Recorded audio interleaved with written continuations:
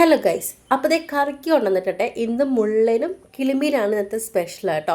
അപ്പം ഞാനും കൂടി പോയിട്ടാണ് കറിക്ക് വാങ്ങിയത്. കിളിമീൻ വാങ്ങിയത് കുഞ്ഞുങ്ങൾക്ക് വേണ്ടിയിട്ടാണ് കേട്ടോ. അവർക്ക് മുള്ളൻ പറ്റത്തില്ലല്ലോ, മുള്ളല്ലേ. അപ്പോൾ അതുകൊണ്ട് കിളിമീൻ അവർക്ക് ഫ്രൈ ചെയ്ത് കൊടുക്കാമെന്ന് വിചാരിച്ചു. അപ്പോൾ രണ്ടും ഞാൻ വെട്ടിത്തേച്ചെടുത്തായിരുന്നു കേട്ടോ. ഈ കിളിമീനുണ്ടല്ലോ, പല നാട്ടിലും പല പേരിലാണ് അറിയപ്പെടുന്നത്. ഞാൻ ഒന്ന് രണ്ട് പേരെ കേട്ടിട്ടുണ്ട്. അപ്പോൾ നിങ്ങളുടെ നാട്ടിൽ ഏത് പേരിൽ അറിയപ്പെടുന്നത് ജസ്റ്റ് കമൻറ്റ് ചെയ്തേക്കാം കേട്ടോ. അങ്ങനെ സമയം കളയാൻ നിന്നില്ല, വേഗം രണ്ടും വൃത്തിയാക്കിയിട്ട് കറി അടുപ്പത്താക്കിയായിരുന്നു കേട്ടോ. നിങ്ങൾ വിചാരിക്കുന്നുണ്ടാവും ഞാൻ മേക്കപ്പ് ഇട്ടാണല്ലോ കിച്ചണിൽ കയറിയിരിക്കുന്നത്. പക്ഷെ മേക്കപ്പ് ഇട്ടല്ല, ഞാനും പുറത്ത് പോയായിരുന്നു, കുറച്ച് സാധനങ്ങളൊക്കെ വാങ്ങാനുണ്ടായിരുന്നു. അങ്ങനെ കറിക്ക് വാങ്ങി വന്ന് വീട്ടിലേക്ക് വന്ന അപ്പത്തിന് ഡ്രസ്സ് മാറി അടുക്കളയിലോട്ട് കയറിയതായിരുന്നേ. അതാണ് ഞാൻ മുഖമൊന്നും കഴുകിയില്ലായിരുന്നു.